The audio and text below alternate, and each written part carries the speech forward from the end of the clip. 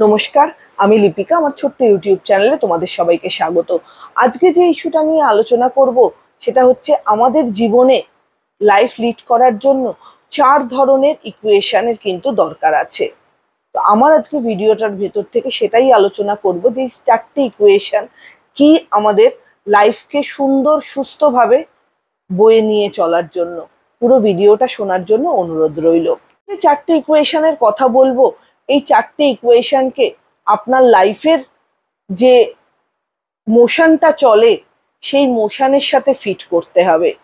প্রথম যে ইকুয়েশনটা সব থেকে বেশি দরকার সেটা হচ্ছে আমাদের থট প্রসেস। হ্যাঁ, আমাদের থট প্রসেস কিন্তু কন্ট্রোল করে কি, বা আমাদের থট প্রসেসের উপর ডিপেন্ড করে কি, আপনার ফিলিংস। আপনার থট প্রসেসের উপর আপনার ফিলিংস ডিপেন্ড করবে, আমার থট প্রসেসের উপর আমার ফিলিংস ডিপেন্ড করবে।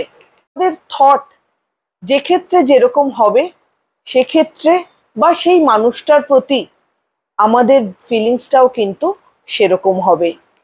একদিন হয়তো সকালবেলা উঠে বললেন, আমার আজকে কিছু ভালো লাগছে না, আমার আজকে মুড ভালো নেই।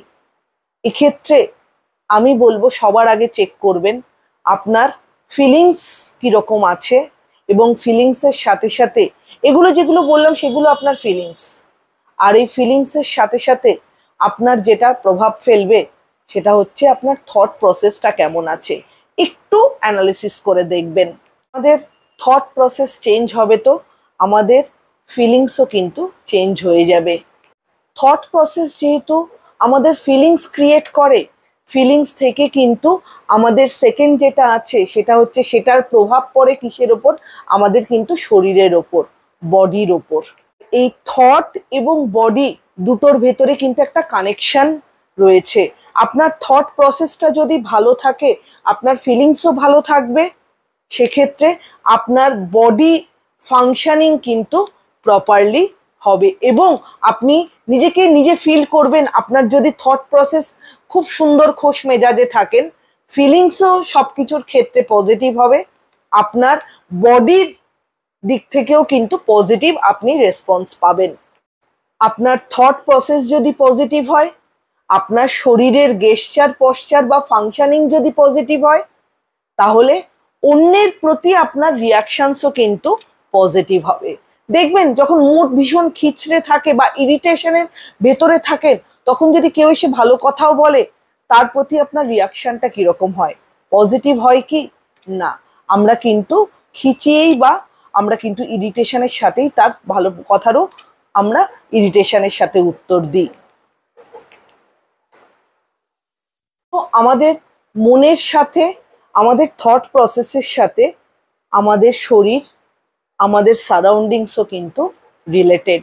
তো 3 নম্বর যেটা হলো সেটা হচ্ছে আপনার আশেপাশের লোকজন, মানে আপনার সারাউন্ডিংসে যারা রয়েছে, আপনার আত্মীয় স্বজন পরিজন, সবাই সাথে কিন্তু আপনার ব্যবহারও কিন্তু চেঞ্জ হয়ে যায় যদি আপনার থট প্রসেসের সাথে ফিলিংস রিলেটেড, ফিলিংসের সাথে কিন্তু আমাদের শরীরের সমস্ত ফাংশনস রিলেটেড, আর শরীরের ফাংশনের সাথে আমাদের রিলেটেড হচ্ছে সারাউন্ডিংসের সমস্ত লোকজন যারা আপনার আমার চারিপাশে রয়েছে।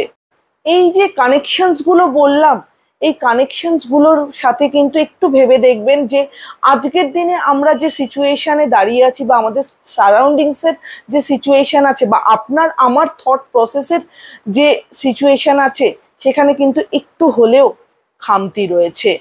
কিরকম খামতি? ধরুন, সম্পর্ক সবসময় স্মুথলি যাচ্ছে না, শরীর সবসময় কিন্তু সঠিক সুস্থ থাকছে না, চারিদিকে কি অবস্থা সে তো আমরা আমাদের সারাউন্ডিংসের দিকে তাকালে দেখতেই পাচ্ছি। এই যে 4টে কানেকশনের কথা বললাম, আপনার থট, আপনার ফিলিংস, আপনার শরীর, আর আপনার সারাউন্ডিংসে থাকা লোকগুলো, এই 4টে কানেকশনকে প্রপারলি রাখার জন্য আপনাকে আপনার থট প্রসেসকে কিন্তু ঠিক রাখতে হবে। কেন কি এই জিনিসটার সাথে এটা যদি পজিটিভ হয়, আপনার ফিলিংস পজিটিভ হবে, আপনার শরীর সুস্থ থাকবে, এবং আপনার শরীর আর মন যদি সুস্থ থাকে, তাহলে কিন্তু আপনার ব্যবহার আপনার সারাউন্ডিংসের লোকজনের প্রতি, বা আপনার সম্পর্ক আপনার চারিদিকের লোকজনের প্রতি কিন্তু সবই পজিটিভ হবে। তো কোনটাকে ঠিক রাখতে হবে? আপনার আমার থট প্রসেসকে পজিটিভ রেখে চলুন। ভিডিওটা কেমন লাগলো অবশ্যই আমাকে জানাবেন। ভালো লাগলে চ্যানেলটা লাইক অ্যান্ড সাবস্ক্রাইব করে দেবেন। সবাই ভালো থাকবেন, সুস্থ থাকবেন। নমস্কার।